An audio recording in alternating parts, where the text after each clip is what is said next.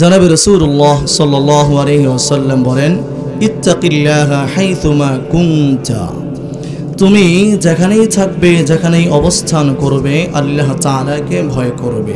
তাহলে সদা সর্বদা আল্লাহ তাআলাকে ভয় করতে হবে, তাকওয়া অবলম্বন করতে হবে। তাকওয়া এর শাব্দিক অর্থ হচ্ছে দুটো, একটি হচ্ছে বিরত থাকা, আরেকটি হচ্ছে আল্লাহ তাআলার ভয়। দ্বিতীয় নম্বর হচ্ছে, অর্থাৎ তাকওয়ার পারিভাষিক অর্থ হচ্ছে সমস্ত কবিরাহ গুনাহ থেকে বিরত থাকবে এবং সমস্ত সগীরাহ গুনাহ থেকে বিরত থাকবে এবং গুনাহের যে সন্দেহ আছে সেই সন্দেহ থেকেও বিরত থাকতে হবে। মনে করুন আপনি একটা অফিসে কাজ করেন, আপনার কোয়ালিক আপনার নিচে যে আছে সে আপনার কাছে কিছু হাদিয়া পাঠিয়েছে, কিছু টাকা পয়সা দিয়েছে, অথবা বাড়িতে অনেক হাদিয়া পাঠিয়েছে। এখন আপনার বুঝতে হবে সে যে হাদিয়া পাঠিয়েছে এটা কি সে তার প্রমোশনের জন্য, প্রমোশন বাড়ানোর জন্য?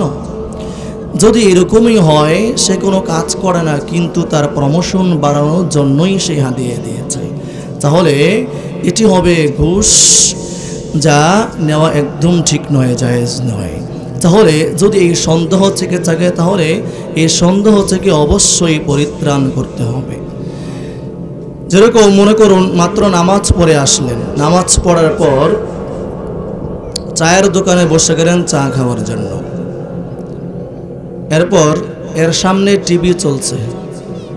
এখন যদি আপনি সেখানে বসে যান তাহলে অনেকে গুনাহের সন্দেহ থাকতে পারে যে এই মুরব্বী মাত্র বসছে নামাজ পড়ে এসে সে টিভি দেখার জন্য, অথচ আপনি এখানে বসেছেন চা খাওয়ার জন্য। এই যে একটি গুনাহের সন্দেহ রয়েছে, এই সন্দেহ থেকেও আমাদেরকে বাঁচতে হবে, তাহলেই পরিপূর্ণ তাকওয়া অর্জন হবে।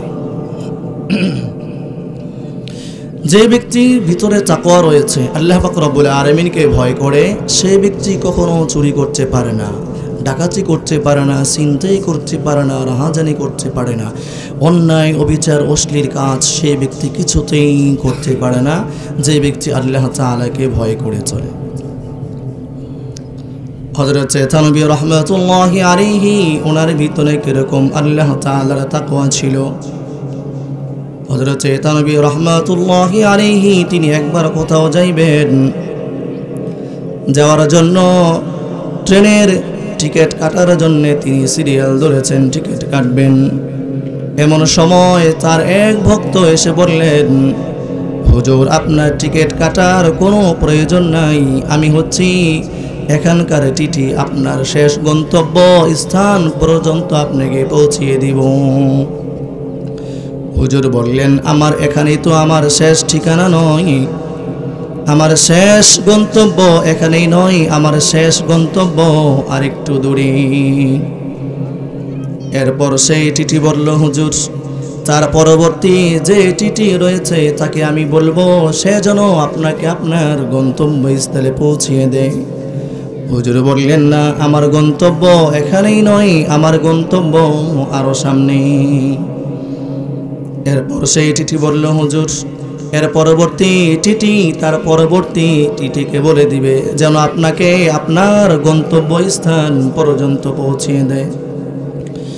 হুজুর বললেন, এখানে আমার শেষ সীমানা নয়, এখানে আমার শেষ ঠিকানা নয়, এখানেই আমার শেষ গন্তব্য নয়, আমার শেষ গন্তব্য হচ্ছে আখিরাত। আল্লাহ তাআলার সামনে দাঁড়িয়ে আমি কি জবাব দিব? এজন্য তোমার কোনো প্রয়োজন নাই, আমি আল্লাহ তাআলার সামনে আমি কি ভাবে আমি দাঁড়াবো? আল্লাহ তাআলার সামনে আমি ভয়ে দাঁড়াতে পারবো না। তাহলে ওনার ভিতরে কি পরিমাণ আল্লাহ তাআলার তাকওয়া ছিল।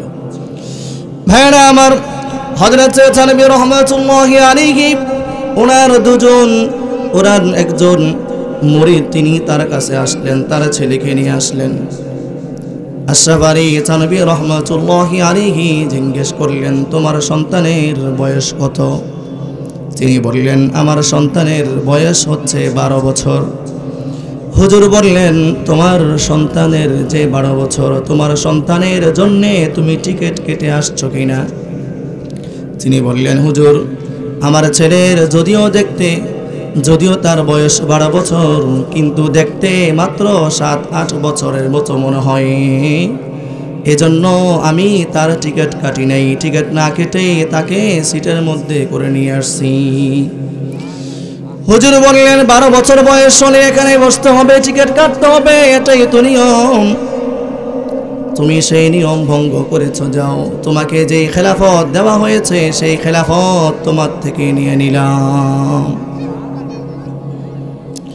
ভাইরা আমার, যারা আল্লাহ তাআলাকে ভয় করবে, সমস্ত বিপদ থেকে কে রক্ষা করবেন? জোরে বলুন, কে রক্ষা করবেন? আল্লাহ। আল্লাহ তাআলা সূরাতুত তালাকের মধ্যে 2 নম্বর এবং 3 নম্বর আয়াতের মধ্যে আল্লাহ তাআলা উল্লেখ করেছেন, وَمَن يَتَّقِ اللَّهَ يَجْعَل لَّهُ مَخْرَجًا। যে ব্যক্তি আল্লাহ তাআলাকে ভয় করবে, সমস্ত বিপদ আপদ থেকে রক্ষা করবেন কে? জোরে আওয়াজ করে বলুন, কে রক্ষা করবেন? আল্লাহ। ভাইরা আমার, তানবীহুল গাফিলিন কিতাবের মধ্যে বর্ণিত হয়েছে, বনি ইসরাঈলের একজন লোক ছিল, যুবক লোক, সুঠাম দেহের অধিকারী, অত্যন্ত সুন্দর। ওই লোকটি মাথায় ফেরি করে বাড়ি বাড়ি ফেরি করত। সে একদিন বাদশাহের বাড়ির সামনে সে আসলো। আসার পর বাদশার যে মেয়ে রয়েছে, ওই মেয়ে ওই ব্যক্তিকে দেখে ফেলেছে। দেখার পরে তার কাছে পছন্দ হয়েছে। সে তার বডিগার্ডকে বলে দিয়েছে, যাও যাও যাও, এই যুবককে তুমি আমার কাছে নিয়ে আসো।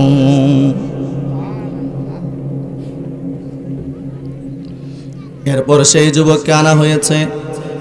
যুবকের সাথে এমন আচরণ করেছে, এমন ব্যবহার করেছে, মনে হচ্ছে যেন তার সাথে অন্যায় কাজে লিপ্ত হয়ে যাবে। সেই যুবক ওই মহিলাকে বলল, ওযুর জন্য আমাকে পানি দেন, আমি ছাদে গিয়ে ওযু করব, এরপরে আল্লাহ তাআলার দরবারে নামাজ আদায় করব। পানি নিয়ে যাওয়ার পর তিনি সেখানে ওযু করলেন। ওযু করার পরে নামাজ আদায় করলেন, আল্লাহ তাআলার কাছে দোয়া করলেন, ওগো আল্লাহ, আমার সারা জীবনের মধ্যে এই পর্যন্ত যত সময় অতিবাহিত হয়েছে, আমার জানা মতো আমি এমন পাপ কখনো করিনি। সব সময় আপনাকে ভয় করে আমি পর্যন্ত জড়িয়ে আসছি। এখনো আমি আপনাকে ভয় করি, এজন্য এই অন্যায় কাজ থেকে আমি বাঁচতে চাই। এরপরে ভাইয়েরা আমার, তিনি যখন আল্লাহ তাআলার কাছে ফরিয়াদ করেছেন, আল্লাহ তাআলা ওনাকে রক্ষা করেছেন কিভাবে? হযরত জিবরিল আলাইহিস সালাতু ওয়াস সালামকে তিনি পাঠাইলেন, যাও যাও যাও, তুমি তোমার নূরের এই পাখার মাধ্যমে তুমি তাকে ছাদ থেকে নিচে নেমে আসো। তাহলে যে ব্যক্তি আল্লাহ তাআলাকে ভয় করবে, সমস্ত বিপদ আপদ থেকে কে রক্ষা করবেন? জোরে আওয়াজ করে বলুন, কে রক্ষা করবেন? আল্লাহ। শুধু তাই নয় মুসলমান, আল্লাহ তাআলা সূরাতুত তালাকের মধ্যে 2 নম্বর আয়াতে আল্লাহ তাআলা, এরপরে 3 নম্বর আয়াতের মধ্যে আল্লাহ তাআলা উল্লেখ করেছেন, ওয়ারযুকুহু মিন হাইথু লা ইয়াহতাসিব। যে ব্যক্তি আল্লাহ তাআলাকে ভয় করবে, আল্লাহ তাআলা তাকে এমন জায়গা থেকে রিজিক দান করবেন, সে নিজেও টের পাবে না, সে নিজেও বুঝতে পারবে না। আল্লাহ তাআলা তাকে এমন জায়গা থেকে রিজিক দান করবেন। ভাইরা আমার, একজন মহিলা, পর্দানিশীন একজন মহিলা, যিনি খাস পর্দা করতেন, আল্লাহওয়ালি বুজুর্গ ছিলেন, দিনদার একজন ফ্যামিলি ছিলেন। ওই মহিলার পাশের বাড়ি একজন অত্যন্ত ধনী পরিবারের একজন ছেলে এসে ওই মহিলাকে ছাদ থেকে ওঠার পর দেখে ফেলল। এরপর থেকে তার প্রতি সে আসক্ত ছিল, সে যেভাবে হোক এই মহিলাকে সে বিবাহ করবে। কিন্তু ওই ছেলেটা ভালো ছিল না, মদ খাইতো, গাঁজা খাইতো, ইয়াবা খাইতো, জুয়া খেলতো, অন্যায় পথে ছিল। সে তার বাবাকে দিয়ে সংবাদ পাঠাইছে ওই মহিলার সাথে বিবাহ বন্ধনে আবদ্ধ করবার জন্য। কিন্তু সেই মহিলার বাবা নাকচ করে দিয়েছেন। ওই মহিলাকে দিনদার পরহেজগার আল্লাহওয়ালা বুজুর্গ একজন ছেলের সাথে বিবাহ দিয়ে দিয়েছেন। এরপর যখন তার সন্তান হলো, কয়েকজন সন্তান হয়েছে, কিছুদিন পর ওই মহিলার জামাই মারা যায়, স্বামী মারা যায়। এরপর কিছুদিন পর ওই তার বাড়ির পাশের যেই বড় লোক ছেলে ছিল, দুর্ভিক্ষের মধ্যে মানুষকে দান সৎকা করা শুরু করেছে, ত্রাণ দেওয়া শুরু করেছে। এরপর সেই মহিলা যেহেতু তার বাড়িতে ত্রাণের প্রয়োজন, তার সন্তানদেরকে নিয়ে এসে সেখানে সিরিয়াল ধরেছে। এরপর ওই ছেলেটা ওই মহিলাকে অন্যায় কাজের জন্য প্রস্তাব দিয়েছে, কিন্তু সেই মহিলা নাকচ করে দিয়ে সে সিরিয়াল থেকে চলে এসছে। সন্তানটা জিজ্ঞেস করলো, মা, সবাই তো যার যার বাড়িতে ত্রাণ নিয়ে যায়, আমরা কি আমাদের বাড়িতে ত্রাণ নিয়ে যাব না? ওই মহিলা আবার সিরিয়ালে দাঁড়াইছে। এরপর ওই যুবক সে বলল, তুমি কি আমার কথায় রাজি হয়েছ, এই জন্যই মনে সিরিয়াল ধরেছ? কিন্তু ওই মহিলা সে বললেন, তুমি যে আমাকে অন্যায় কাজের জন্য তুমি বাধ্য করছো, শুনে রাখো, আমার মালিক যিনি আল্লাহ, সে আল্লাহ তাআলা আমার বাড়িতে খাবার পাঠাইয়া দিছেন। ومن يتق الله يجعل له مخرجا ويرزقه من حيث لا يحتسب। ওই মহিলা সেই ব্যক্তিকে বলতে লাগলো, আমার বাড়িতে আমার মাওলা আমার আল্লাহ তাআলা খাবার পাঠাইয়া দিছেন। এরপর সেই মহিলা বাড়ির দিকে রওনা দেয়, আর ওই পুরুষের ভিতরে আল্লাহ তাআলা এমন একটা ভয় ঢুকাইয়া দিছেন, সে মনে মনে ভাবলো, যেই মহিলাকে ফিরাইয়া দিলাম সে তো অনেক বড় আল্লাহর ওয়ালি বুজুর্গ একজন মানুষ, তাকে ফিরিয়ে দেওয়ার কারণে হয়তো আল্লাহ তাআলা আমার জীবনকে ধ্বংস করে দিতে পারেন। ভাইরা আমার, এরপরে ওই ব্যক্তিটা, ওই যুবকটা অন্য রাস্তা দিয়ে, যে রাস্তা দিয়ে তাড়াতাড়ি হয়, অন্য রাস্তা দিয়ে অনেকগুলো ত্রাণের বস্তা নিয়ে ওই মহিলার বাড়ির সামনে রেখে দেয়। বাড়িতে যাওয়ার পরে দেখে অনেকগুলো ত্রাণ এখানে পড়ে আছে। সন্তানদেরকে বলল, দেখো রে তোমরা সন্তান, যে আল্লাহকে ভয় করছি সে আল্লাহ তাআলা কোন বান্দার মাধ্যমে আমার কাছে ত্রাণ পাঠাইয়া দিছে। ওই মহিলা আল্লাহ তাআলার কাছে ফরিয়াদ করলেন, ওগো আল্লাহ, তোমার যেই বান্দা আমার কাছে ত্রাণ পাঠাইয়া দিছে, আল্লাহ তুমি তোমার এই বান্দাকে কখনো আগুনের মধ্যে পোড়াইও না। সুবহানাল্লাহ। তাহলে যারা আল্লাহ তাআলাকে ভয় করে চলবে, সমস্ত বিপদ থেকে হেফাজত করবেন কে? জোরে বলুন, কে হেফাজত করবেন? আল্লাহ তাআলা হেফাজত করবেন। এরপর আল্লাহ তাআলাকে যে ব্যক্তি ভয় করবে, ওই ব্যক্তিকে আল্লাহ তাআলা এমন জায়গা থেকে রিজিক দান করবেন, সেই ব্যক্তি নিজেও বুঝবে না, সেই ব্যক্তি নিজেও টের পাবে না। ভাইয়েরা আমার, একটা ডাকাত দল তারা যখন ডাকাতি করার পর এক জায়গায় চলে আসলো, তারা এগুলোকে জমা করবে এবং তারা নিজেরা ভাগ করবে।